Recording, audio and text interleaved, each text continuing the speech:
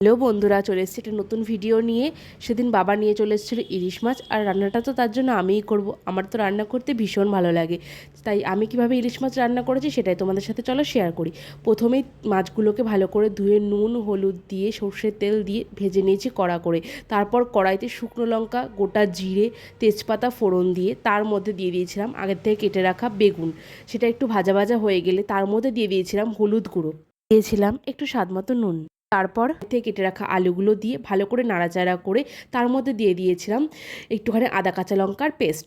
আর তারপরে দিয়ে দিয়েছি জিরে গুঁড়ো, ধনে গুঁড়ো, কাশ্মীরি লঙ্কার গুঁড়ো, একটু হলুদ গুঁড়ো আর একটু সামান্য জল দিয়ে একটু নেড়ে চেড়ে আমি ঢাকনা দিয়ে রেখে দিয়েছিলাম মিনিমাম 15 মিনিট মতো। তারপর যখন তেলটা ছেড়ে এসছে তার মধ্যে দিয়ে দিয়েছিলাম জল। জল দেওয়ার পর একটু ফুটে এলে মাছগুলো দিয়েই নামিয়ে নিলাম। তা আমাদের ভিডিওটা কেমন লাগলো অবশ্যই কিন্তু লাইক করে জানিও, ভালো লাগলে সাবস্ক্রাইব করে দিও। দেখা হচ্ছে নেক্সট ভিডিওতে।